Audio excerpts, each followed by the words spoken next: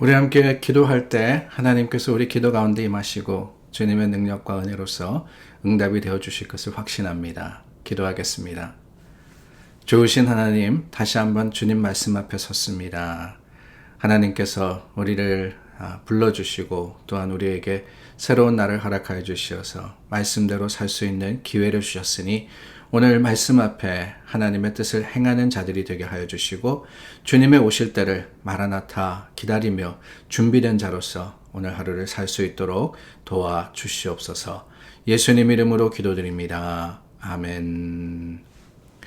오늘도 찬송 불러서 주님께 먼저 나아가겠습니다. 오늘은 찬송가 350장입니다. 찬송 350장입니다.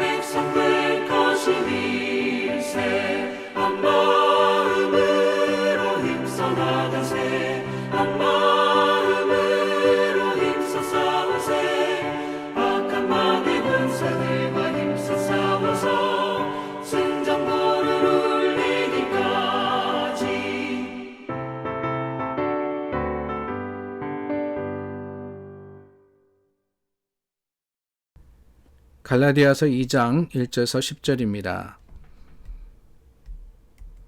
14년 후에 내가 바나바와 함께 디도를 데리고 다시 예루살렘에 올라갔나니 계시를 따라 올라가 내가 이방 가운데서 전파하는 복음을 그들에게 제시하되 유력한 자들에게 사사로이 한 것은 내가 다름질하는 것이나 다름질한 것이 헛되지 않게 하려 함이라.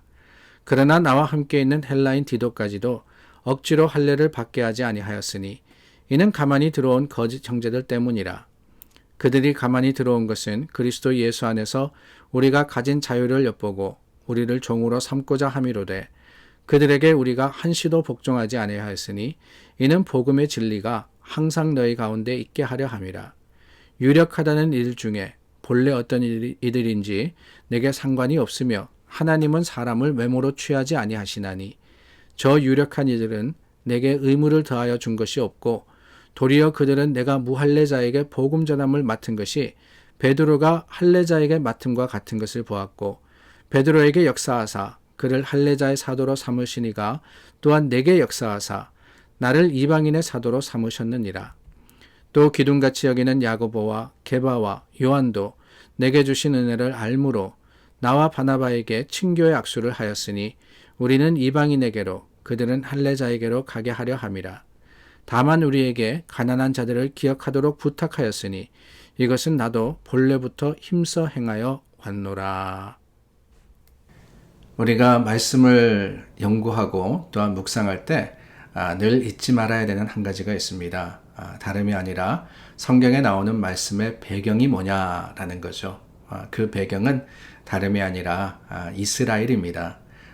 지역적으로 보자면은 이스라엘이고 또한 시기적으로 보면은 수천 년 전에서 시작해서 예수님의 말씀과 또한 사도들의 사역은 다 2000여 년 전 그 이스라엘과 그 인근 지역, 소아시아 지역 이런 곳을 중심으로 이루어졌다라는 것을 우리가 기억해야 됩니다.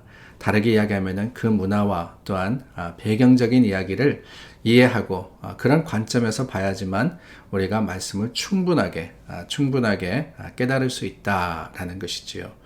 예수님에 대해서도 그렇습니다. 제가 항상 좀 거북하게 생각하는 것이 하나가 있는데 그게 다른 게 아니라 우리 그림들에 보면은 예수님을 그렸는데 예수님 문 밖에 서신 그림도 있고 예수님께서 부르시는 그림도 있고 예수님께서 배 타고 가시는 그림도 있는데 그 그림들을 가만히 보면은 대부분 어떤 모습으로 그려져 있느냐, 백인의 모습으로 그려져 있는 겁니다.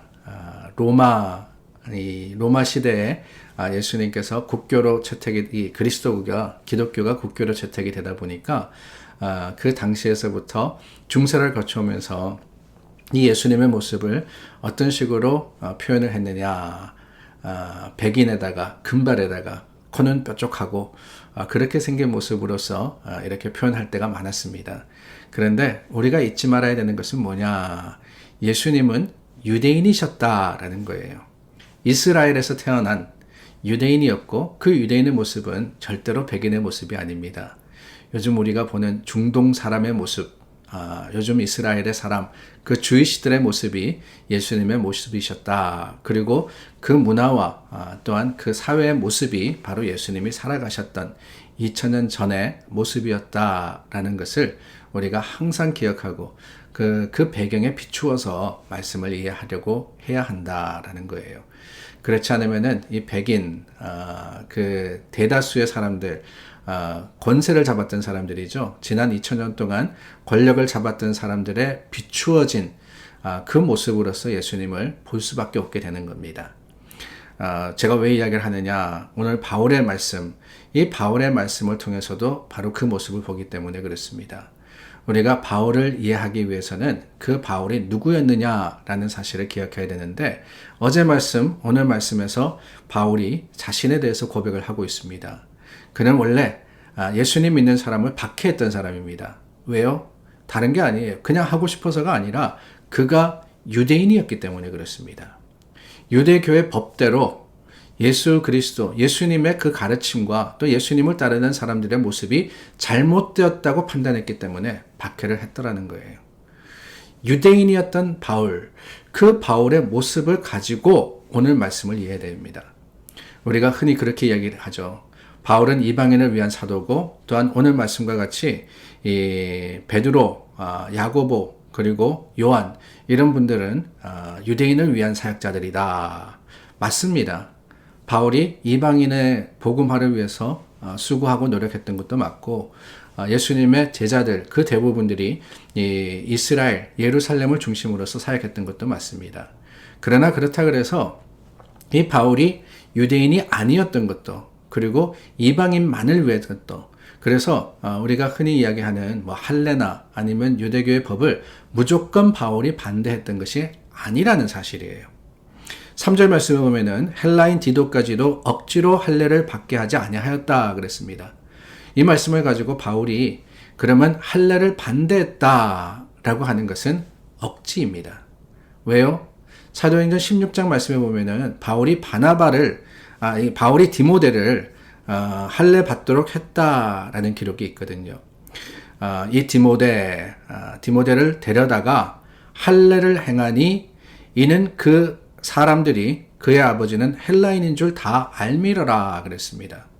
디모데가 이 유대 어머니를 가지고 아버지는 헬라 사람이었습니다. 그래서 이 할례를 받지 않았는데 바울이 디모데와 함께 사역을 하면서 어떻게 했느냐? 가장 먼저 한 것은 할례를 받게 했던 겁니다. 오늘 말씀에서 디도는 할례를 받지 않게 했는데 이 디모데는 할례를 받게 했다. 어머니가 유대인이었다. 그 사실만으로 차이가 있었던 것은 아닙니다. 바울은 그만큼 플렉서블 했다는 거예요. 자신이 가지고 있었던 유대의 그 근본을 잊지 않으면서도 또한 그것을 가지고 이방인들의 사역을 위해서 충분히 달라진 모습으로서 적용했던 것. 그 각 케이스를 따라서 가장 주님의 사역에 도움이 되는 효과적인 방법이 무엇인가를 먼저 생각했던 것이 바울의 모습이었다라는 것을 우리는 기억해야 합니다. 오늘도 우리가 믿는 여러 가지 믿음의 모습이 있지 않습니까? 그 믿음의 모습이라는 것, 가지고 있는 전통이 다 다릅니다. 교회별로 다르고요, 교단별로 다르고, 내가 살아온 믿음의 배경도 다릅니다. 그런데 문제는 뭐냐? 그것을 주장하는 데서부터 문제가 생기기 시작하는 거예요. 한국 교회 역사를 아시는 분들이 그런다 그러잖아요. 외국 사람들이 한국에는 어떻게 그렇게 교단이 많습니까? 그러신대요. 제가 알기라도 수백 개가 있습니다. 장로교도 수십 개가 있고요. 기타 교단을 다 합치면은 정말 수백 개는 될 것 같습니다. 왜 그러느냐? 다른 게 아니에요. 자신의 그 믿음의 전통을 고집하다 보니까 맞지 않으면 나뉘어지는 거예요. 분열이 되는 겁니다. 물론 그 분열되는 것에 대한 또 장점도 있긴 해요. 그러나 중요한 것은 뭐냐? 고집하는 것이 문제냐? 아니면은 고집하는 것이 아니라 각계의 모습, 이방인에게는 이방인의 모습으로, 또한 유대인에게는 유대인의 모습으로 사역했던 이 바울의 유연성이 중요하냐? 더 중요한 것은 다른 게 아닙니다. 복음이에요, 복음. 뭐가 가장 중요하냐? 복음의 진리. 오늘 말씀 5절 말씀입니다. 이는 복음의 진리가 항상 너희 가운데 있게 하려 함이라. 바울이 왜 그랬느냐? 이방인에게는 이방인의 모습으로, 유대인에게는 유대인의 모습으로. 왜 그럴 수 있었느냐? 왜 그렇게만 했느냐? 그렇게 해야 하느냐? 다른 게 아닙니다. 복음의 진리를 지키기 위해서. 그러므로서 그 복음을 전함으로써 구원받는 자가 하나라도 더 주님 앞에 서게 하기 위해서 바울은 그럴 수 있었고 그리 했던 겁니다. 오늘 저와 여러분들도 그렇습니다. 우리 믿음의 전통이 있습니다. 우리 교회도 전통이 있고요. 우리 교회 모습이 있습니다. 내게도 있고요. 그러나 그것을 주장하느냐 아니면은 주님의 주시는 사명을 먼저 앞세우느냐, 이것은 다를 수도 있다. 같으면 더 좋지만은 다를 수도 있다라는 것을 기억하고 그 다름 속에서 무엇이 더 중요한지를, 우선인지를 잘 판단하는 믿음의 사람들이 될 수 있기를 바랍니다. 기도하겠습니다. 참 좋으신 하나님, 오늘 우리에게 다시 한번 생각할 수 있는 기회를 주심을 감사드립니다. 말씀을 통해서 내 신앙과 또 내 모습을 살펴봅니다. 무엇이 중요한지를 깨닫게 하여 주시고 그 중요한 것을 항상 마음에 담고 주님 말씀을 앞세워서 하나님의 뜻, 특별히 믿음의 진리, 그 복음의 진리를 주장하고 앞세우며 또한 지켜가는 우리 모두가 될 수 있도록 도와주시옵소서. 예수님 이름으로 기도드립니다. 아멘. 오늘도 함께 기도하기를 원합니다. 우리 기도해야 될 게 참 많아요. 힘드신 분들, 몸이 불편하고 마음이 상하신 분들을 위해서 기도하고, 자녀를 위해서 기도하고, 교회를 위해서 기도하고, 특별히 교회 이전을 위해서 잊지 않고 기도해 주시기를 부탁을 드립니다.